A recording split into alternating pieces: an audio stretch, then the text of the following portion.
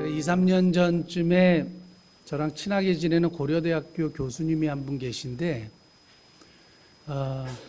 면접에 대한 이야기를 했어요. 그분이 이제 그 학생들 입학을 할 때에 면접의 책임자도 하시고 했다는 얘기를 듣고 하여튼 면접에 대한 이야기를 했던 것 같아요. 근데 다른 것은 다 기억이 안 나는데 그분이 뭐라고 얘기하셨냐면 얼마 전에 모 기업에서 스펙 그런 거 보지 않고 젓가락질 해봐라 이렇게 해가지고 사람을 뽑았다는 거예요. 그래서 제가 에이 뭐 그런 회사가 어디 있겠어요 그랬더니 제가 뭐 목사님한테 거짓말 하겠냐고 젓가락질로 인해서 그 젓가락질을 어떻게 하는 걸 보고 평가하고 사람을 채용했다는 거예요.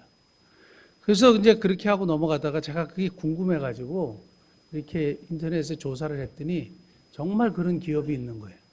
여러분 어제도 많이 그것을 사용하셨을 것 같은데 우리나라의 대표적인 간장 회사 샘표라는 회사가 있는데 그 회사에서 젓가락 면접 이것을 면접의 기준에 하나를 집어넣었어요. 그래서 인성 테스트 통과한 면접자들에게 그 다음에 젓가락질 하는 것을 평가하는데 동영상을 보여주고 젓가락질 하는 방법에 대한 동영상을 보여주고 그리고 이 사람들이 이렇게 조그만 콩자반을 이렇게 뭐 이렇게 옮기는 이런 것을 본대요.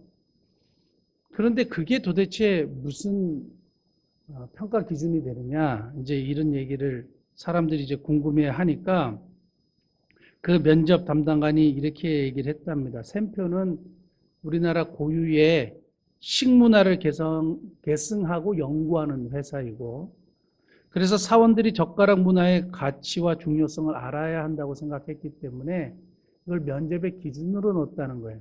그래서 얼마나 빨리 하냐 이것이 아니라 그것을 얼마나 정확하게 하고 또 그 태도가 어떠하냐 이런 거를 이제 본다는 겁니다.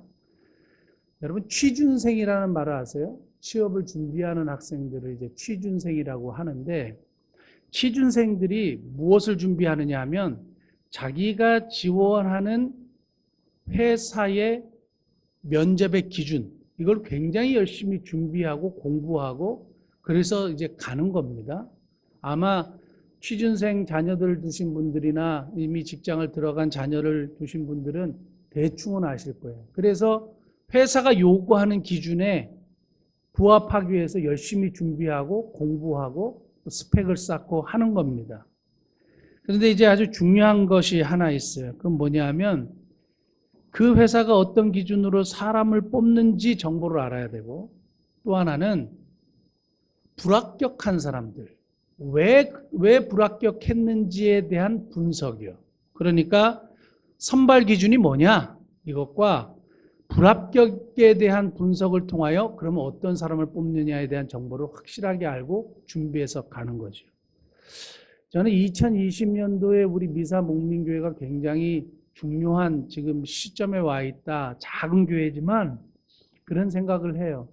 그래서 새롭게 시작하는 우리 교회의 사역들이 이제 막 시작되기 시작했고 교회가 작지만 조금씩 하나님께서 은혜를 주시기 시작했고 그것이 우리의 몸으로 막 느껴지기 때문에 이게 굉장히 중요한 시점이구나 생각하면서 하나님이 만약에 교회들을 향해서 면접을 보신다고 할 때에 어떤 기준으로 선발하시겠냐 이거예요.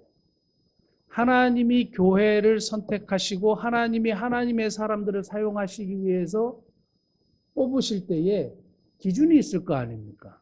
하나님이 면접하실 때 기준이 있을 거 아닙니까? 저는 그래서 오늘 본문을 통해서 하나님이 면접을 보실 때의 기준, 세 가지 기준을 찾게 된 거예요. 근데 오늘 본문을 통해서는 하나님이 너 안 돼, 너 부적합해, 너 불합격 이렇게 판단 내리신 세 가지 기준을 본 거죠. 그래서 우리는 이 세 가지 기준을 살펴보면서 거꾸로만 하면 되는 거예요. 너 이거 이렇게 했기 때문에 불합격이야. 그러면 우리는 반대로 이렇게 하면 합격이 될 수 있다라는 분석의 결과를 얻게 되는 거죠. 그 얘기를 제가 오늘 말씀을 좀 드리려고 합니다. 그 전에 오늘 본문의 배경을 먼저 잠깐 이해하면 이 불합격의 판정에 대한 이야기를 우리가 조금 더 이해할 수 있겠다 이런 생각을 하게 돼요. 미디안이라는 종족에게 이스라엘 민족이 굉장히 고통을 당하고 어려움을 당했습니다.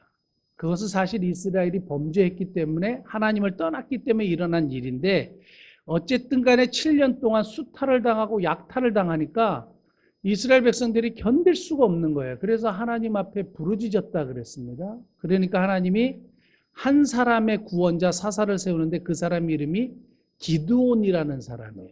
이스라엘의 5대 사사 기드온이라는 사람을 하나님이 세우세요. 그러면서 이 기드온에게 첫 번째 미션을 줍니다. 첫 번째 미션이 뭐냐? 너희 집, 너희 아버지 집에 가가지고 아버지의 집에 있는 우상들을 다 철폐해라. 그래서 아버지 집에 있는 바알 신상과 아세라 신상을 철폐하는 것을 첫 번째 미션으로 줘요. 그래서 기드온이 밤에 몇 사람들과 함께 자기 아버지 집에 있는 우상을 때려 부숩니다. 파괴합니다.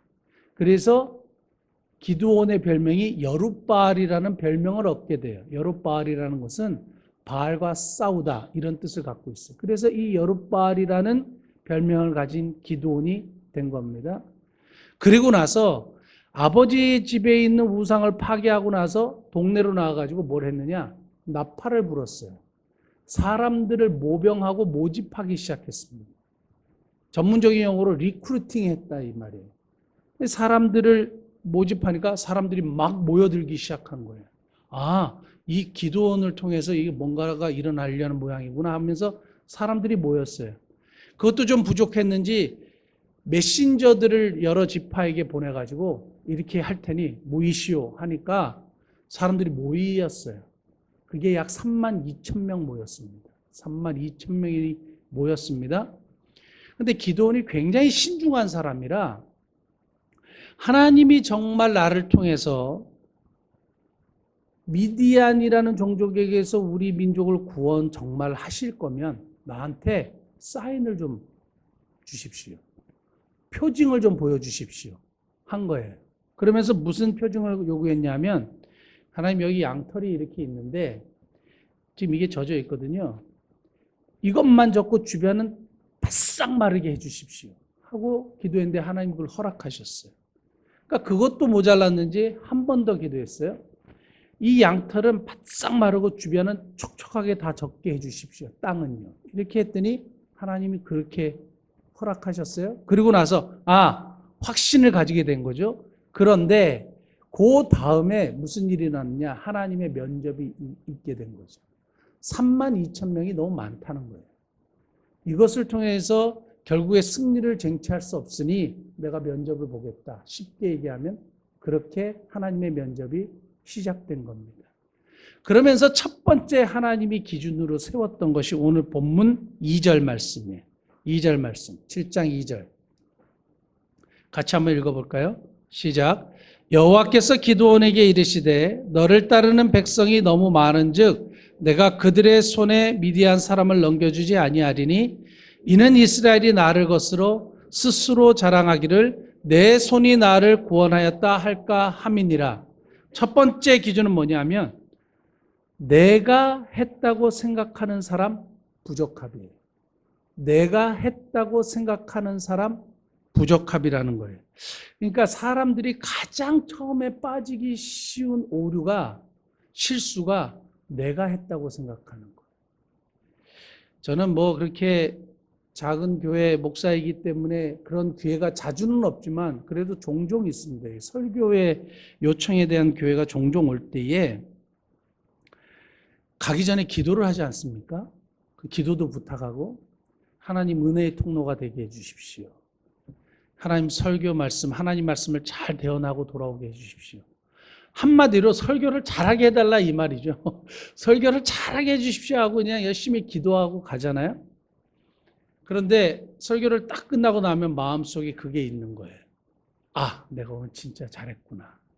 이렇게 듣는 사람들의 태도가 벌써 다른 거죠. 조는 사람이 거의 없고 말씀을 집중해서 들으면 이 사람들이 지금 말씀을 잘 듣고 있구나 하고 이제 딱 느끼고 나오면 아니나 다를까 사람들이 정말 은혜 받았다고 얘기할 경우가 많아요. 그리고 훌륭하다고 막 얘기하면 무슨 생각이 드는지 아세요? 살짝 우쭐해져요. 기분이 좋아져요. 그리고 몇 시간 후에 깨달아요. 아, 내가 하나님께 먼저 감사를 못했구나.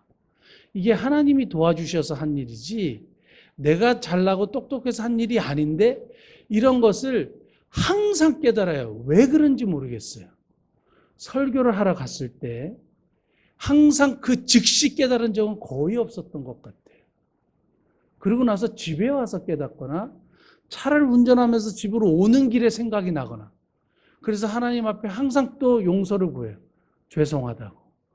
내가 금방 하나님 앞에 감사해야 되는데 내가 한 줄을 착각했다고. 여러분 우리의 인생을 가만히 돌아보면 잘한 것들 있죠. 그리고 내가 잘해서 뭔가를 성공시킨 것 있잖아요. 잘 보십시오. 사람들한테 내가 뭐라고 얘기하나. 내가 잘했어요. 내가 잘해서 된 일이에요. 그걸 자꾸 어필해요. 그리고 그거 자꾸 나타내려고 해요. 그리고 나중에 깨달아요. 아, 이게 내가 한 게 아닌데. 이게 사람들이 빠지기 쉬운 제일 첫 번째 오류입니다. 병에 걸렸다가 나음을 받아서 기적적으로 고침을 받았던 사람들의 간증을 들어보면 공통된 얘기가 하나 있어요. 뭐가 있느냐? 눈물의 기도가 있었다는 거예요. 눈물의 기도가 있었다는 겁니다. 그건 뭐 틀린 말이 아니에요. 아주 중요한 얘기고 눈물의 기도는 반드시 필요한 거지만 결국 하나님이 그 사람을 통해서 듣기를 원하셨던 고백은 제가 눈물의 고백을 통해서 눈물의 기도를 통해서 병이 나았습니다가 아니라 주님이 하셨습니다. 하나님이 하셨습니다 하는 고백을 하나님이 듣고 싶어 하세요. 그러니까 하나님의 백성들이 어떤 문제 해결, 우리가 하나님 앞에 기도했을 때 기도 응답을 받았을 때의 태도는 뭐냐? 하나님이 하셨습니다 하고 영광 돌리는 자세인 거죠. 한번 따라해 볼까요? 하나님이 하셨습니다. 우리가 그런 마음이 항상 들기 때문에 이스라엘 백성들이 가나안에 들어가기 전에 하나님이 경고하셨어요. 모세에게. 신명기 8장 17절 18절 한번 찾아보시면 오늘 하나님이 염려하시고 생각하시고 걱정하셨던 이야기가 나옵니다. 8장 17절 시작. 그러나 너가 마음에 이르기를 내 능력과 내 손의 힘으로 내가 이 재물을 얻었다 말할 것이라. 너 하나님 여호와를 기억하라. 그가 내게 재물 얻을 능력을 주셨음이라. 이같이 하심은 내 조상들에게 맹세하신 언약을 오늘과 같이 이루려 하심이니라. 아멘. 가나안 땅에 들어가고 약속의 땅에 들어가면 너희들이 많은 것을 가지고 누리고 풍요롭게 될 텐데 그때 분명히 너희들이 이렇게 말할 거야. 내 힘과 내 능력으로 이 재물을 얻었고 이 풍요는 나 때문에 일어난 일이야. 이렇게 반드시 얘기할 거예요. 하나님은 허튼 말 하시는 분이 아니죠. 이스라엘 백성들, 하나님의 사람들 그리고 인간들의 마음을 정확하게 깨닫고 보신 거예요. 그러니까 들어가서 이 사람들이 무슨 생각을 하느냐? 내 힘으로, 내 능력으로 했다고 생각할 거라고요. 그럴 때 하나님이 뭐라고 말씀하셨냐? 그때 하나님을 꼭 기억해라. 하나님이 이 재물을 얻게 하셨다라는 사실을 꼭 기억해라. 하나님이 주셨음을 꼭 기억해라. 이거예요. 여러분, 우리가 내가 했다라는 생각이 들 때 꼭 하나님을 기억하실 수 있기를 바랍니다. 사도행전 3장에 보면 예전에 우리도 한번 설교 말씀을 나눈 적이 있는데 성전 미문에서 구걸하던 나면서부터 앉은뱅이, 걷지 못하던 사람에 대한 이야기가 나와요. 베드로와 요한이 성전에 올라가면서 기도 시간에 은과 금은 내게 없거니와 내게 있는 것으로 너게 주노니 곧 나사렛 예수 그리스도 이름으로 일어나 걸으라 했단 말이죠. 그러니까 이 사람이 정말 일어나는 기적적인 역사가 일어났어요. 그러니까 그것을 본 주변의 사람들이 난리가 난 겁니다. 난리가 나지 않았겠어요? 그저께 저희가 처갓집 가가지고 모래내 시장을 잠깐 앞에 들렸는데요. 재래시장이니까 막 사람들이 어마어마하게 많아요. 북적북적 정말 좋더라고요. 생기가 막 나는 것 같았어요. 그런데 갑자기 불경을 튼 나면서부터 안진뱅이와 같은 몸이 이렇게 많이 불편하신 분이 예전에는 찬송가를 틀었는데 불경을 틀고 가더라고요. 이 사람이 정말 불교를 믿는 사람인가? 근데 더 놀라운 사실은 저쪽 골목을 가니까 거기는 또 비슷한 몸을 가진 사람이 찬송가를 틀고 가는 거예요. 그래서 아마 이런 분들이 한쪽은 불교, 한쪽은 기독교 이런 거를 해가지고 이것도 약간의 어떤 전략인가 뭐 이런 생각이 들 정도로. 그런데 하여간에 이렇게 몸이 불편한 장애를 가진 사람이 벌떡 일어났다고 생각해요. 그 마음속에 무슨 생각이 들었냐면 나사렛 예수 이름을 한번 해볼까 이번에도? 막 이런 생각이 드는 거예요. 이런 생각이 이제 불교. 그러니까 주변 사람들이 어떻게 반응하겠어요? 정말 일으켰다면 난리가 났을 거예요. 난리가 나니까 베드로가 뭐라고 했냐면 3장 12절에 왜 우리가 한 것처럼 놀랍게 여기냐. 이것이 우리가 한 것이 아니야 라고 이야기하면서 3장 16절에 뭐라 그랬냐면 이렇게 고백합니다.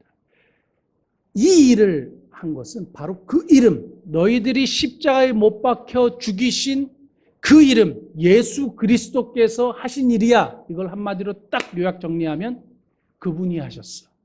예수 그리스도께서 하신 일이야. 그러면서 예전에 그 사당역에서 구걸하던 분에게 제가 나사렛 예수 이름으로 일어나 걸으라 이렇게 몇 번 했다 그랬잖아요. 근데 놀랍게도 아무 일이 일어나지 않았다 그랬잖아요. 그때 느낀 게 뭔지 아세요? 이 설교를 준비하면서 확실히 느꼈어요. 아, 역시 베드로 사도하고 나하고는 클래스가 완전히 다르구나. 무슨 클래스냐? 베드로 사도는 정확한 거예요. 이건 내가 한 게 아니라 예수 그리스도께서 하신 일입니다. 이거죠. 저는 만약에 그때 사당역에서 이 사람이 딱 일어났으면 제가 했어요. 100% 그랬을 거예요. 인간의 가장 연약함이 이거예요. 절대 어떤 공이 일어나거나 어떤 문제가 해결되거나 그 핵심 속에 혹시 내가 있다면 내가 있는 거죠. 내가 인정받기 원하고 내가 높임받기 원하고 내가 했다고 사람들이 알아주기를 원하는 마음이에요. 근데 하나님은 사랑이시고 마음이 굉장히 넓으신데 이 문제만큼은 불편해하시고 싫어하세요. 왜냐하면 이런 마음을 가지면 하나님을 떠나게 되고 하나님의 떠난 결과는 멸망이기 때문에 그래요. 하나님은 그걸 너무 잘 아시니까 이런 마음이 딱 들기 시작하면 하나님을 잃어버리고 멸망의 길로 가니까 이 문제에 대해서는 철저하신 거예요. 그래서 첫 번째 기준이 내가 했다고 생각하는 사람 부적합, 넌 불합격, 안 돼. 이렇게 하는 거죠. 그렇다면 반대로 우리는 뭐 해야 된다? 하나님이 하셨습니다. 주님이 하신 일입니다.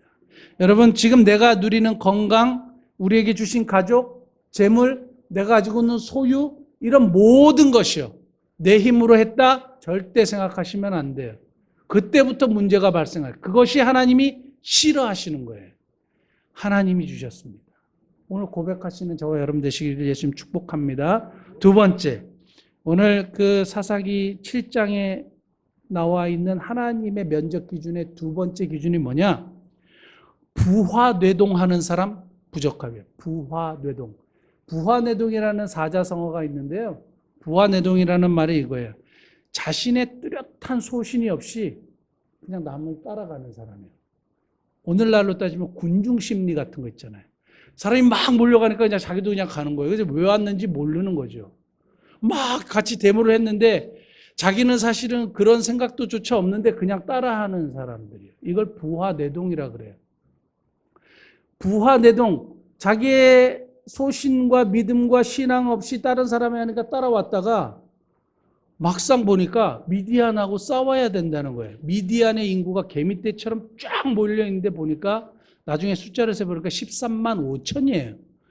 이 사람들을 보니까 와, 이 사람들은 전열이 가다듬어진 군대인 거예요. 자기들이 싸워서 이길 수 없는 거죠. 그러니까 사람들 따라서 왔다가 이건 아닌가 봐요. 그리고 이제 가는 거예요. 부화뇌동하는 사람 부적격이에요. 그래서 하나님이 돌려보내라 그런 거죠. 그래서 2만 명이 돌아갔다 그랬어요. 미국의 사회심리학자 스탠리 밀그램이라는 유명한 사람이 있어요. 근데 이 사람이 무슨 실험을 했냐면 아마 들어보셨을 거예요. 이게 스탠리 밀그램이 한 실험인데 두 사람을 이렇게 길을 가게 하면서 이렇게 빌딩 옥상을 보게 한 거죠. 우리 이렇게 교회를 찾으려면 이렇게 봐야 되잖아요. 저 밑에서. 이렇게 보게 하니까 지나가던 행인들, 길 가던 사람들이 60%가 이거 보더니 다 이렇게 쳐다봤대요.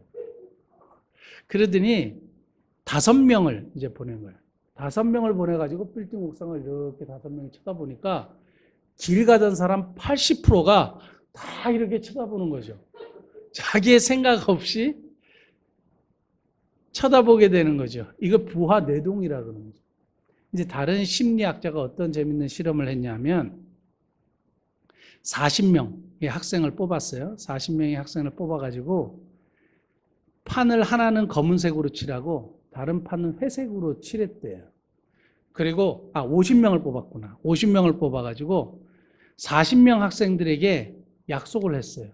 야, 내가 질문을 할 텐데 너희들은 어떤 것이 검정색입니까? 라고 얘기하면 또 40명은 회색을 가르쳐라. 이렇게 한 거예요. 10명은 모르는 거죠. 10명은 모르는 거예요. 그래서 이제 질문자가 50명을 모아놓고 자, 검정색이 어떤 색입니까? 라고 얘기하니까 10명이 검정색을 가르쳤고 40명이 회색을 가르치는 거예요. 40명에게 미리 약속하지 않아서 검정색을 이야기할 때 회색을 가르치라고. 그러니까 다음 또 질문했어요.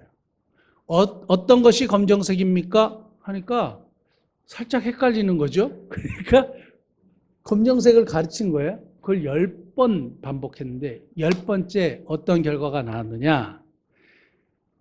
어떤 색이 검정색입니까? 라고 얘기하니까 40명이 100% 회색을 가르치니까 이 아까 10명 약속받지 않았던 10명 중에 9명이 회색을 가르쳤대요.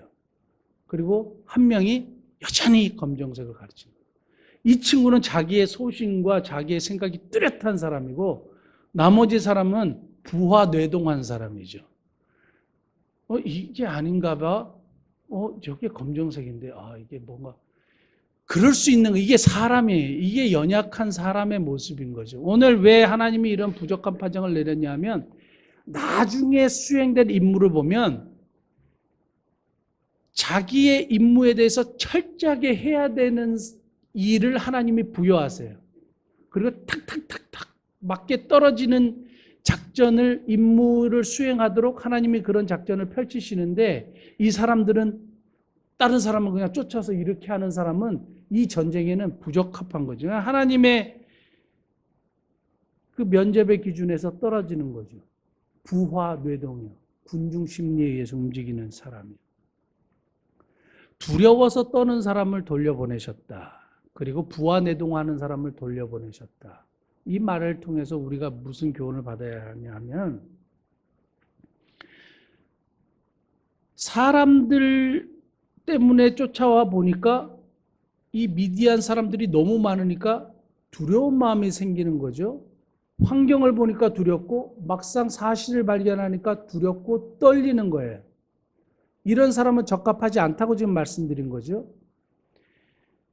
자기의 소신, 자기의 믿음, 자기의 신앙, 하나님이 정말 우리를 이 미디안의 사람들의 손에서 건져내 주실 거라는 믿음, 전능하신 하나님에 대한 믿음, 이 믿음을 가진 사람은 지금 이러한 수많은 사람들이 모여 있는 이 환경에 굴복하지 않아요. 누가 계속 회색을 가르친다고 해서 저게 진짜 그건가 하고 이렇게 하지 않는단 말이에요. 자기의 신앙, 자기의 소신, 하나님을 향한 믿음 흔들리지 말아야 된다는 겁니다. 사랑하는 성도 여러분, 우리 이런 얘기를 종종 들어요. 이렇게 전도하다 보면 우리 큰 집이 목사님 집안이에요. 우리 이모가 권사님이고 우리 삼촌이 장로님이에요. 그래서 뭐 어쩌라고요. 그래서 뭐 어쩌라는 건지 잘 모르겠어요. 그래서 괜찮다고 이야기하는 것 같아요. 절대 그렇지 않아요. 신앙은 내 믿음, 내 신앙으로 가는 거예요. 어떤 남자분은 이러시더라고. 우리 집사람이 교회에서 권사입니다. 그래서 뭘 어쩌라는 거지? 속으로 이런 생각을 하네요. 그 권사님이면 그 권사님 치맛자락 잡고 천국 가시는 거 아니에요. 제가 그렇게 얘기한 적도 있어요. 부인의 신앙 따라서 내가 천국 가거나 부인의 신앙 때문에 내가 뭔가를 하나님께 혜택을 받는 거 아니에요. 내 신앙, 내 믿음, 내 소신, 내가 믿는 하나님, 내가 믿는 예수님, 이것을 통해서 결판이 나는 거죠. 이것이 신앙이라는 거죠. 사랑하는 성도 여러분, 저는 저와 여러분들이 부하대동하는 분들이 아니라 하나님 앞에서 내 신앙 고백이 분명한 하나님의 백성들 되시기를 예수님을 축복합니다. 마지막 세 번째요. 하나님의 기준에서 부적합 판정을 받았던 세 번째 기준은 자신이 원하는 것을 취할 때 어떤 결과가 올 것을 전혀 생각하지 않는 사람이에요. 자신이 원하는 것을 딱 취할 때에 어떤 결과가 올지 전혀 생각하지 않고 경계심을 풀어버리는 사람, 하나님이 사용하지 않는 거예요. 오늘 이제 12,000명이 남았습니다. 12,000명 중에 300명이 이제 선택을 받았는데 12,000명 중에서 11,700명은 어떻게 했느냐? 물가로 가라 그랬어요. 그래서 이 사람들이 아마 모여가지고 목이 되게 말랐던 모양이에요. 그러니까 개처럼 핥아먹거나 막 이렇게 무릎을 꿇고 그냥 물 벌컥벌컥 마시거나 이렇게 했다는 거죠. 그러니까 하나님이 그걸 보고 불합격, 돌려보내. 이렇게 된 거예요. 지금 목이 너무 말라요. 빨리 마셔야 되겠어요. 그러니까 내가 원하는 걸 취할 때에 경계심을 다 놓아버리고 이것이 어떤 결과가 올지 모르고 그냥 지금 내 눈앞에 있는 것, 나를 시원하게 해주는 것, 나에게 이익이 되는 것 그냥 취하고 먹어버린 거죠. 근데 하나님이 그거를 부적합, 불합격으로 보시는 거예요. 근데 300명 같은 경우는 한쪽 무릎을 꿇고 경계하면서 먹었다는 거잖아요.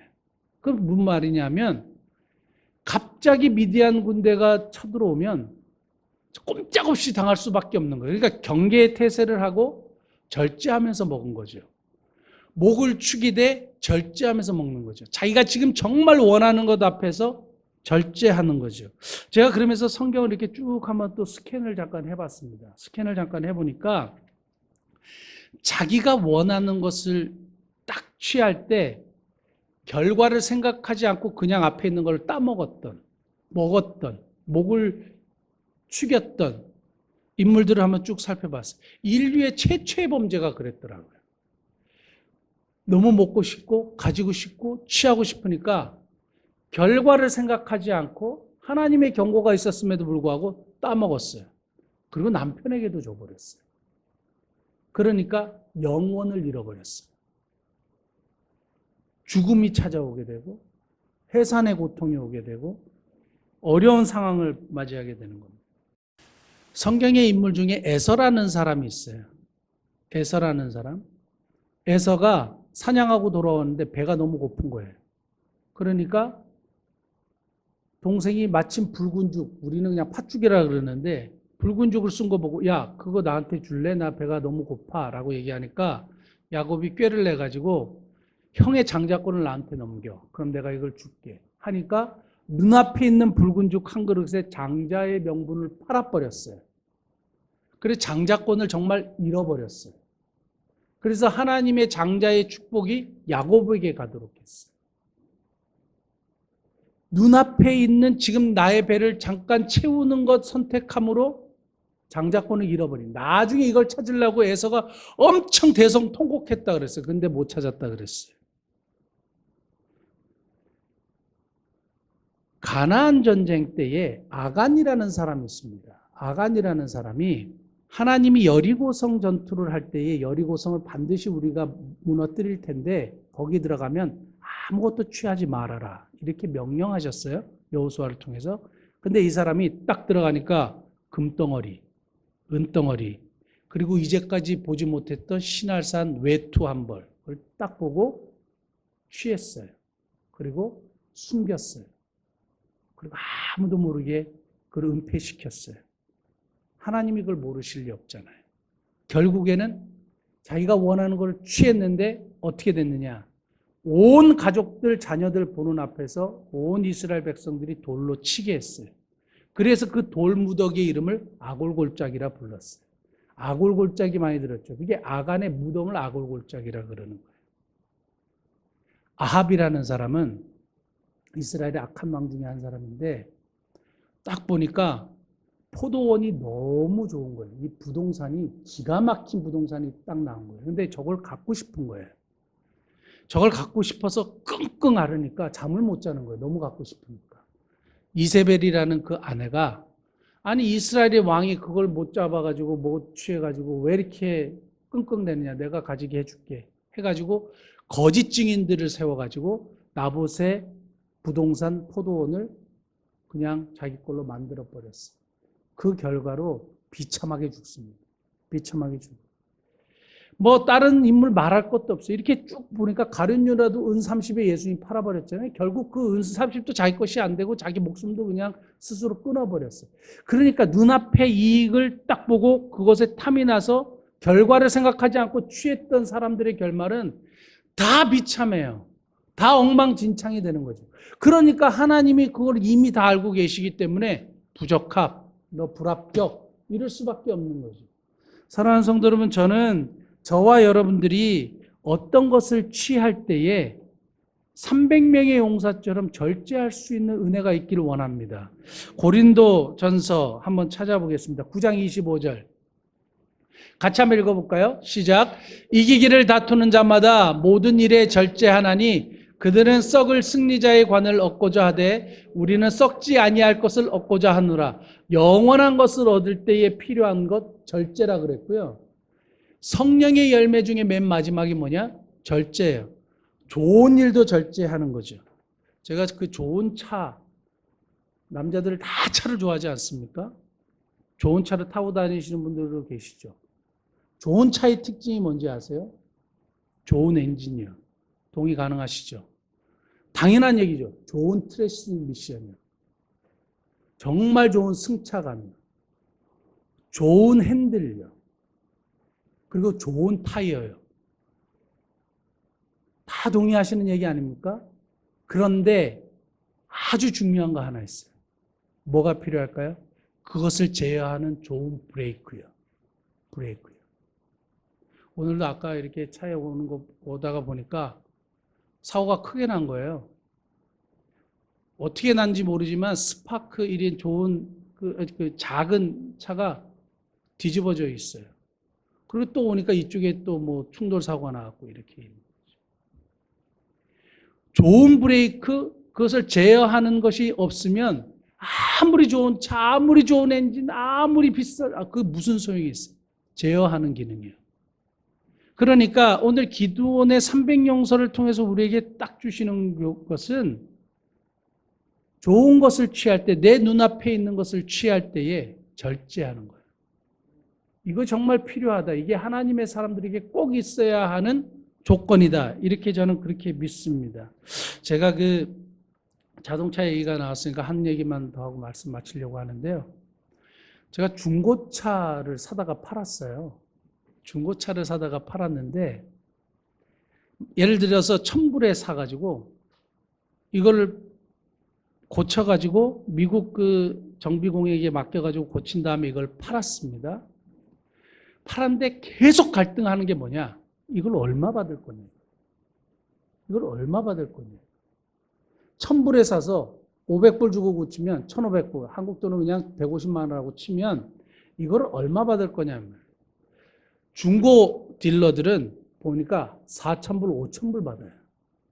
그럼 저는 크리스찬이잖아요. 근데 저가 크리스찬인 걸 이 사람들은 모르잖아요. 사는 사람들. 이걸 얼마 받을 거냐? 근데 감사한 것은 제가 이것이 잘 안 넘어가더라고요. 그래서 저는 사업을 하기에 딱 안 좋은 사람이에요. 1,500불로 이걸 다 차를 한 다음에 팔 때 1,700불, 뭐 1,800불, 정말 욕심냈을 때 2,000불, 뭐 이렇게 파는 거예요. 물론 조금 남기는 하는데 이게 잘 안 되는 거예요. 근데 제가 유혹이 들 때도 있지 않겠습니까? 다 그렇게 파는데 다 발품 팔고 뭐 이렇게 정크야드 가갖고 부속대다가 막 이렇게 해가지고 차를 만들어가지고 이렇게 팔면 수고비를 받아야 될 거 아니에요. 어느 날 유학생이 와가지고 전도사님 저 차가 한 대 필요한데. 그래가지고요. 유학생이잖아요. 유학생들이 차를 살 돈은 이제 준비해 갖고 오거든요. 돈이 얼마 있냐 하니까 900불 있대요. 90만 원. 마침 제가 700불에 사가지고 200불로 고쳐서 900불짜리 90만 원짜리 차가 한 대 있었어요. 그래 줬어요. 하나도 남기지 않고 계속 그런 식이 되는 거예요. 뭐 재밌어서 계속 하긴 했지만 만약에 그 생각을 한 거죠. 이게 마음을 한번 탁 놓고 내가 만약에 눈앞에 있는 돈 했으면 지금 여기 없을 수도 있어요. 미국에서 중고차 가게 했을 수도 있다 이런 생각을 하게 되는 거죠. 우리 앞에 이렇게 목을 축여야만 되는 내가 지금 꼭 필요하고 내가 원하는 것이 딱 눈앞에 놓여 있을 경우가 굉장히 많아요. 여러분 그럴 때 뭘 생각해야 되냐면 어떤 결과가 올지를 생각해야 되고 절제해야 되고 절제해야 돼요.